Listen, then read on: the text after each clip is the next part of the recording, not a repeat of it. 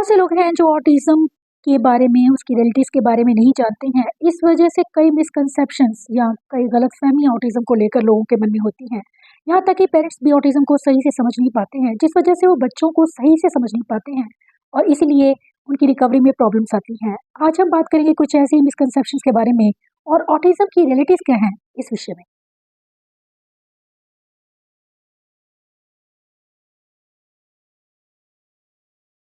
Hello, मैं हूँ हरप्रीत। आज हम बात करेंगे कुछ मिसकंसेप्शंस के बारे में जो ऑटिज़्म को लेकर अक्सर लोगों को रहती हैं।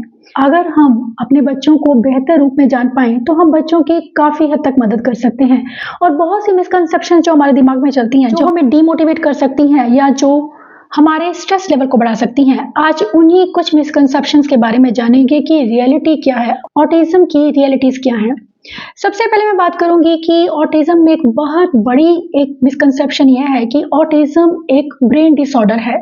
ब्रेन डिसऑर्डर का मतलब है कि ये ब्रेन से संबंधित कोई बीमारी बोला जाता है इसे। इसे लोग कई बार डिसऑर्डर भी नहीं मानते हैं, जिसके चलते पेरेंट्स अक्सर डॉक्टर्स के पास जाते हैं और कई बार वो मेडिसिन्स भी बच्चों को देते हैं। उन्हें लगता है कि मेडिसिन से उनका बच्चा ठीक हो जाएगा क्योंकि ऑटिज़्म एक दिमागी बीमारी है, लेकिन एक्चुअली ऑटिज़्म एक दिमागी बीमारी नहीं है।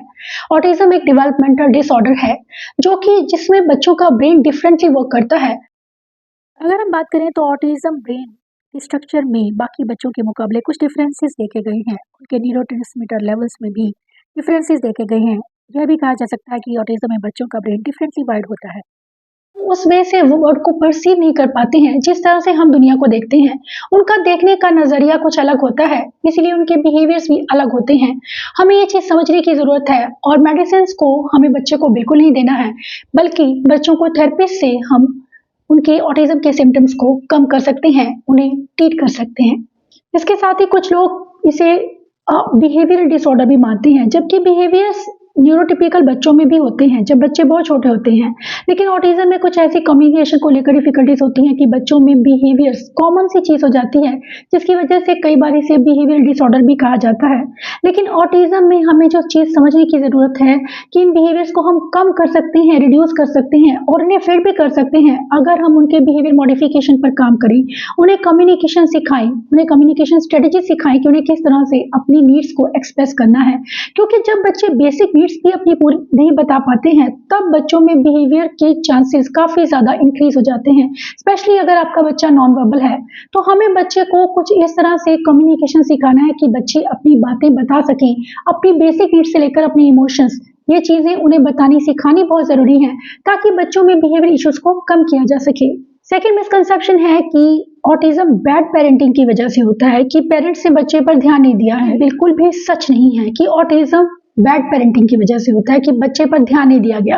मैं बहुत से ऐसे पेरेंट्स को जानती हूँ, इवन कि मैं खुद भी, जिसमें कि एक बेटे को ऑटिज़्म है, दूसरा न्यूरोटिपिकल है। तो ये सब चीज़ें कहना गलत है। पेरेंट्स सेम थे, एनवायरनमेंट सेम था, तो उसमें जो ऑटिज़्म आया तो वो किस वजह से आया। अगर इस बात में थोड़ी भी रियलिटी है, तो हमें ये समझने की ज़रूरत है कि ये सब धारणाएँ गलत हैं कि बैड पेरेंटिंग की वजह से बच्चों में ऑटिज़्म होता है। लाइफ काफ़ी बिजी हो गई है, बच्चों पर ध्यान कम दिया जा रहा है। जितना आप मैक्सिमम बच्चे के साथ इंटरेक्शन करते हैं, स्पेशली अर्ली ईयर्स में, वो बच्चों के लिए बहुत बेनिफिशियल है। अगर अर्ली ईयर्स में हम बच्चों को इग्नोर कर देते हैं किसी भी कारण के चलते, ऐसा नहीं है कि जानबूझकर किया जा रहा है, कुछ ऐसी वजह हो गई, कोरोना टाइम में इस पर भी अक्सर बच्चे सोशली आइसोलेटेड हो गए, जिस वजह से बच्चों में वर्चुअल ऑटिज़म के केसेस बहुत ज़्यादा देखने को मिले। तो हमें ये चीज़ करनी है कि हम बच्चे को मैक्सिमम ध्यान दें। कोशिश करें जब तक बच्चा आपका 5 ईयर्स का नहीं हो जाता है, उस पर पूरा से जितना ज़्यादा हो सके आप उसे अटेंशन दें, क्योंकि इस एज तक बच्चों को आपके अटेंशन की सबसे ज़्यादा ज़रूरत होती है। थर्ड चीज़ ये भी मानी जाती है कि ऑटिज़म के साथ में बच्चों को कोई और डिसऑर्डर नहीं हो सकता, जबकि 90% तक बच्चों को सेंसरी प्रोसेसिंग इश्यूज होते हैं जिन्हें ऑटिज़म होता है। कोमॉर्बिड कंडीशन भी कहते हैं। कोमॉर्बिड कंडीशन का मतलब है कि ऑटिज़म के साथ में किसी और डिसऑर्डर का होना, जैसे कि ब्लाइंडनेस होना या फिर इंटेलेक्चुअल डिसेबिलिटी होना, एडीएचडी होना या सेंसरी प्रोसेसिंग होना। कोई भी इशू बच्चों को ऑटिज़म के साथ हो सकता है, तो इसलिए केवल यह मानकर मत चलिए कि बच्चे को सिर्फ ऑटिज़म है। नेक्स्ट मिथ जो रहती है कि ऑटिज़म में बच्चे कभी भी रिकवर नहीं कर पाते, ये एक बहुत बड़ी गलत धारणा है, जो कि हमें बिल्कुल भी अपने दिमाग में नहीं रखनी है, क्योंकि हम अक्सर बच्चों को यह सोचते हैं कि वो बच्चा ठीक नहीं हुआ था तो हमारा बच्चा ठीक नहीं होगा, या ऑटिज़्म कभी क्योर नहीं हो सकता है। ये एक चीज़ बहुत से लोगों के मन में बैठी है और इस वजह से बहुत ज़्यादा डिप्रेस भी हो जाते हैं, क्योंकि उन्हें लगता है कि ऑटिज़्म कभी ठीक नहीं हो सकता है। लेकिन अगर हम अर्ली ईयर्स में बच्चों पर ज़्यादा ध्यान दें, उन्हें इंटेंसिव थेरेपीज़ दें, उनके साथ अर्ली इंटरवेंशन करें, तो बच्चों में काफ़ी हद तक रिकवरी के केसेस देखने को मिले हैं। बच्चे पूरी तरह से रिकवर भी कर जाते हैं। उनकी लाइफ 90% तक नॉर्मल हो सकती है, अगर उन्हें उन पर सही से ध्यान दिया जाए और उन्हें वो ज़रूरी थेरेपीज़ दी जाएँ, जो उनके डेवलपमेंट के लिए, उनकी प्रोग्रेस के लिए, उनकी रिकवरी के लिए बहुत ज़रूरी है। एक और बहुत बड़ी मिथ रहती है, या मैं कहूँ कि मिसकंसेप्शन रहती है इन चीज़ को लेकर कि ऑटिज़्म में सभी बच्चे एक जैसे ही होते हैं। ऑटिज़्म में हर एक बच्चे की अपनी डिफ़िकल्टीज़ हैं, अपनी स्ट्रेंथ हैं, अपनी वीकनेस हैं। अगर आप एक बच्चे को जानते हो तो इसका मतलब यह नहीं कि आप सभी बच्चों को जानते हैं। एक बच्चा दूसरे बच्चे से बिल्कुल अलग है। जैसे कि हम लोग भी अलग-अलग तरह से हैं, अलग हमारे में भी डिफरेंसेस हैं, उसी तरह से ऑटिज़्म में भी बच्चों में डिफरेंसेस होते हैं और ये डिफरेंसेस जो है अलग-अलग तरह से हो सकते हैं। कुछ बच्चों को फाइन मोटर को लेकर डिफिकल्टीज़ हो सकती हैं, कुछ को स्पीच को लेकर इश्यूज़ हो सकते हैं, कुछ को सोशल। लेकिन कुछ एक चीज़ें जो हैं वो सेम हो सकती हैं, लेकिन बहुत सी चीज़ें हैं, हर एक बच्चे का अपना लर्निंग लेवल है।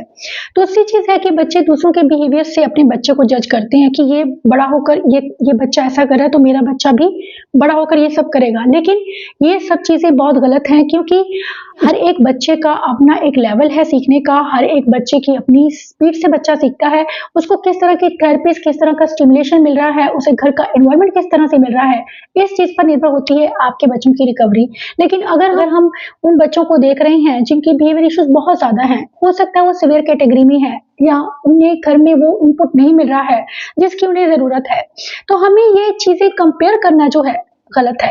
दूसरी एक चीज़ होती है कि कई बार हम सोचते हैं कि वो बच्चा ये कर लेता है, हमारा बच्चा ये चीज़ें नहीं कर पाता है। अगेन हम कंपेयर करते हैं तो ये गलत करते हैं, क्योंकि हर एक बच्चा डिफरेंट है। हो सकता है आपका बच्चा वो चीज़ें कर लेता हो जो दूसरा बच्चा नहीं कर पाता है। तो ये एक कंपैरिज़न करना गलत है, क्योंकि हर एक बच्चा दूसरे बच्चे से अलग है।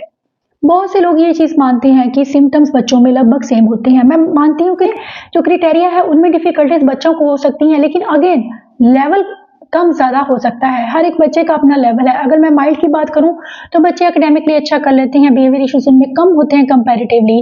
अगर आपका बच्चा वर्बल है, नॉन वर्बल है तो बिहेवियर इश्यूज़ ज़्यादा हो सकते हैं, क्योंकि बच्चे को कम्युनिकेशन को लेकर डिफ़िकल्टीज़ हैं। लेकिन अगर आप बच्चे को कम्युनिकेशन के राइट वे सिखाते हैं तो बच्चों में इन डिफ़िकल्टीज़ को कम किया जा सकता है। बहुत बड़ी मिसकंसेप्शन यह भी है कि ऑटिज़्म में बच्चे बोलते नहीं हैं, जबकि ऑटिज़्म में बच्चे बोलते हैं। ऐसा नहीं है कि बच्चे नहीं बोलते हैं। मैं मानती हूँ कि 40 to 60% बच्चों को स्पीच को लेकर डिफ़िकल्टीज़ होती हैं। बच्चे नॉन वर्बल रहना पसंद करते हैं, या मैं यूँ कहूँ कि म्यूट रहते हैं, बोलते नहीं हैं। उसकी एक बहुत बड़ी वजह यह होती है कि बच्चों को वो स्टिमुलेशन नहीं मिला, वो चीज़ें नहीं मिली जिससे कि बच्चे स्पीच बोल पाएँ, और अगर जो बोल रहे हैं वो भी प्रॉपर नहीं कई बार बोल पाते हैं, कि जिसे मैं कहूँ कि बच्चे आपकी बातों को रिपीट करते हैं और हम ये समझ ही नहीं पाते कि हमारे बच्चे को क्वेश्चन का आंसर नहीं पता, इस वजह से बच्चा हमारी बात को रिपीट कर रहा है। तो इसे हम एकोलेलिया भी कहते हैं। ये डिलेड और इमीडिएट दोनों तरह का हो सकता है। बहुत से बच्चे ऐसे हैं जो ऑटिज़्म में बोलते हैं, लेकिन अगेन रिसेप्टिव में इश्यूज होने की वजह से बच्चे उस तरह से नहीं बोल पाते जिस तरह की बाकी के न्यूरोटिपिकल बच्चे बोलते हैं। उसके लिए ज़रूरी है कि हम बच्चों को ऐसी थेरेपीज़ दें, उनकी अंडरस्टैंडिंग पर काम करें, उनके रिसेप्टिव एरिया पर काम करें, ताकि बच्चों के एक्सप्रेसिव लैंग्वेज को इम्प्रूव किया जा सके। क्योंकि जितना बच्चे खुद को एक्सप्रेस करना शुरू करते हैं, जितना उनकी लैंग्वेज में सुधार आता जाता है, दूसरों से बात करना, किस तरह से बात करनी है, किस तरह से हमें टर्न लेनी है, किस तरह से दूसरों की बात को सुनना है, अगर ये बेसिक स्किल्स बच्चे सीख जाते हैं तो कम्युनिकेशन उनके लिए ज़्यादा डिफिकल्ट नहीं होता है। लेकिन शुरुआत में हमें इन चीज़ों पर ज़्यादा ध्यान देने की ज़रूरत है। एक और बहुत बड़ी मिसकंसेप्शन और जो ऑटिज़्म को लेकर है कि ऑटिज़्म बच्चों में कोई फीलिंग नहीं होती है, उनमें एम्पैथी नहीं होती है, उनमें इमोशंस कम होते हैं। लेकिन रियलिटी जो है वो बिल्कुल डिफरेंट है। यहाँ पर बात और है कि बच्चे आपको बता नहीं पाते हैं कि वो आपसे कितना प्यार करते हैं, क्योंकि उन्हें एक्सप्रेस करना नहीं आता है। बाकी बच्चों की तरह वो आपको नहीं बता पाते हैं, लेकिन उनकी फीलिंग्स, उनके इमोशंस बाकी बच्चों की तरह ही होते हैं, या मैं यूँ कहूँगी कि वो उनसे भी ज़्यादा इंटेंस और वो सेंसिटिविटी है उनमें ज़्यादा होती है। बच्चे किसी भी चीज़ को बहुत ज़्यादा दिल पर लेते हैं, इमोशंस बहुत ज़्यादा उनमें होते हैं।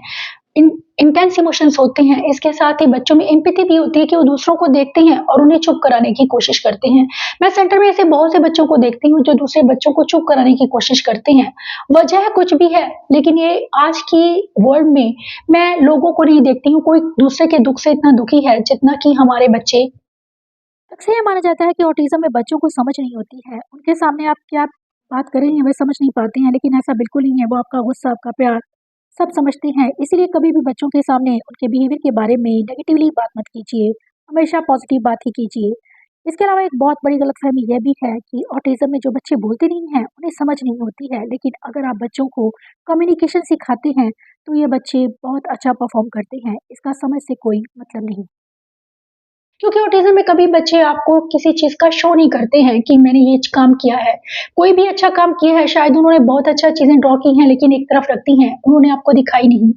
क्योंकि वो जानते ही नहीं कि मुझे किस तरह से अपनी फीलिंग्स को दूसरों के साथ शेयर करना है। कौन-सी चीज़ है जो दूसरों को खुश कर सकती है या कौन-सी चीज़ है जो दूसरों को नाराज़ कर सकती है।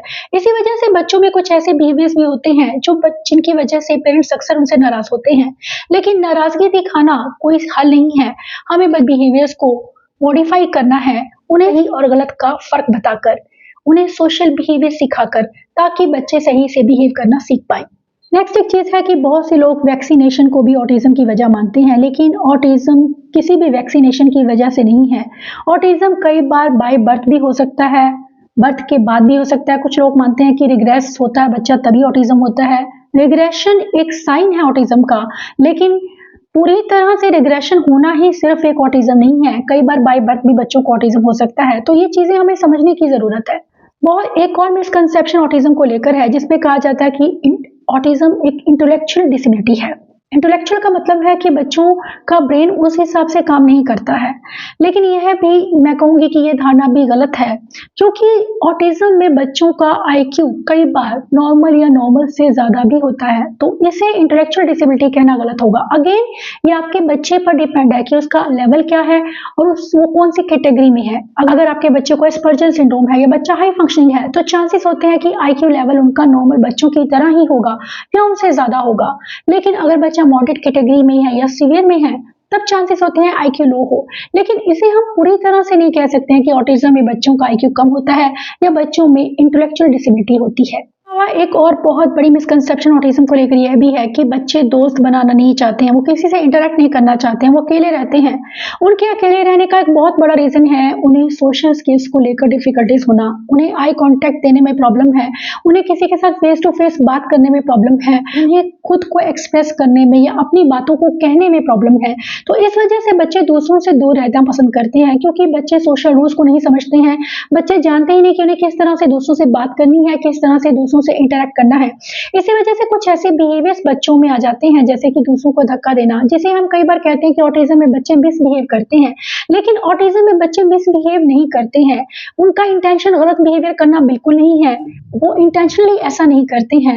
ये वजह जो बिहेवियर्स में आती हैं, वो इस वजह से आते हैं क्योंकि उन्हें अक्सर सोशल और कम्युनिकेशन को लेकर काफ़ी डिफ़िकल्टीज़ रहती हैं।